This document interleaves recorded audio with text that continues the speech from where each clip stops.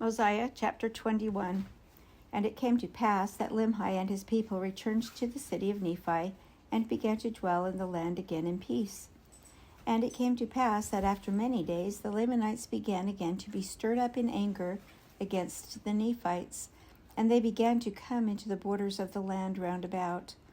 Now they durst not slay them because of the oath which their king had made unto Limhi, but they would smite them on their cheeks, and exercise authority over them, and began to put heavy burdens upon their backs, and drive them as they would a dumb ass. Yea, all this was done, that the word of the Lord might be fulfilled. And now the afflictions of the Nephites were great, and there was no way that they could deliver themselves out of their hands, for the Lamanites had surrounded them on every side. And it came to pass that the people began to murmur with the king because of their afflictions, and they began to be desirous to go against them to battle. And they did afflict the king sorely with their complaints. Therefore he granted unto them that they should do according to their desires. And they gathered themselves together again, and put on their armor, and went forth against the Lamanites to drive them out of their land.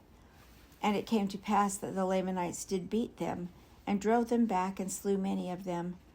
And now there was a great mourning and lamentation among the people of Limhi, the widow mourning for her husband, the son and the daughter mourning for their father, and the brothers for their brethren. Now there were a great many widows in the land, and they did cry mightily from day to day, for a great fear of the Lamanites had come upon them.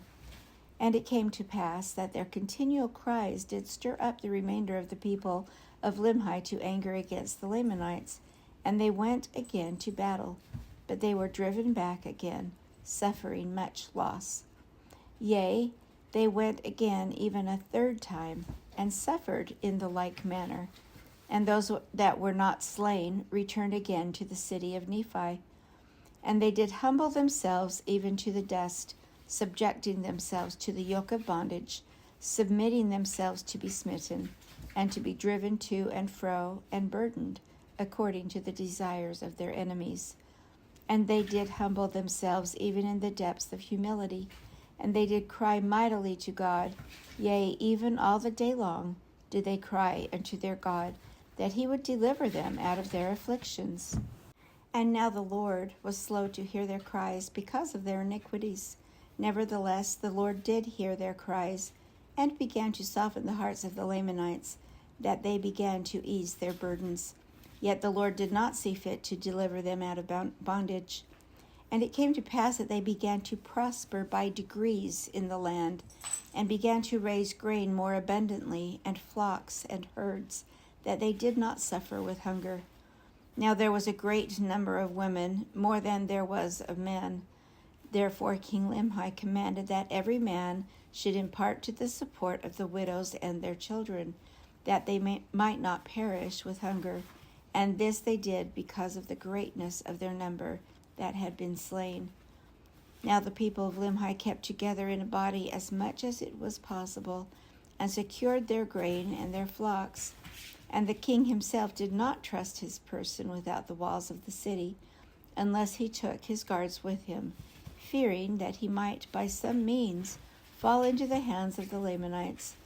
And he caused that his people should watch the land round about, that by some means they might take those priests that fled into the wilderness, who had stolen the daughters of the Lamanites, and that had caused such a great destruction to come upon them.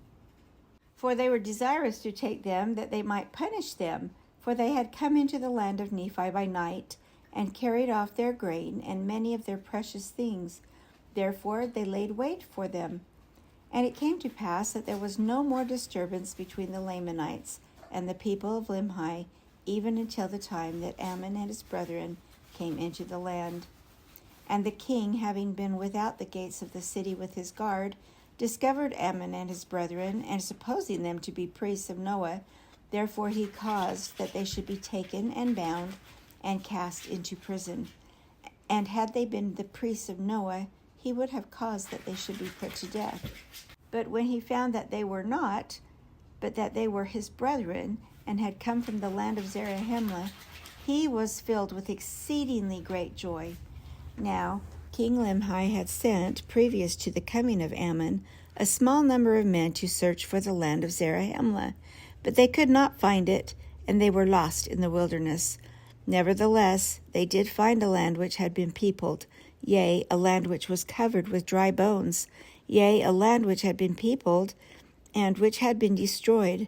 And they, having supposed it to be the land of Zarahemla, returned to the land of Nephi, having arrived in the borders of the land not many days before the coming of Ammon. And they brought a record with them, even a record of the people whose bones they had found, and it was engraven on plates of ore.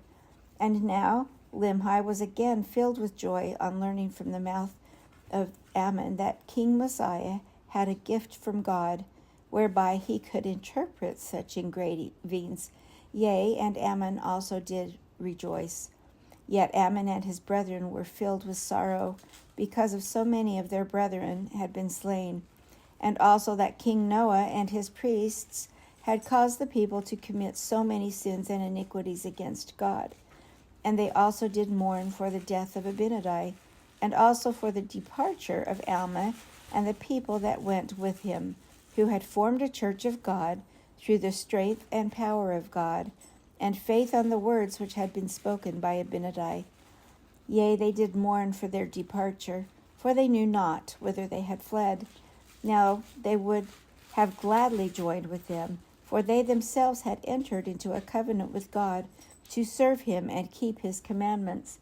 And now, since the coming of Ammon, King Limhi had also entered into a covenant with God, and also many of his people, to serve him and keep his commandments. And it came to pass that King Limhi and many of his people were desirous to be baptized, but there was none in the land that had authority from God. And Ammon declined doing this thing, considering himself an unworthy servant. Therefore they did not at that time form themselves into a church, waiting upon the Spirit of the Lord. Now they were desirous to become even as Alma and his brethren, who had fled into the wilderness. They were desirous to be baptized as a witness and a testimony that they were willing to serve God with all their hearts. Nevertheless, they did prolong the time, and an account of their baptism shall be given hereafter. And now all the study of Ammon and his people, and King Limhi and his people, was to deliver themselves out of the hands of the Lamanites and from bondage.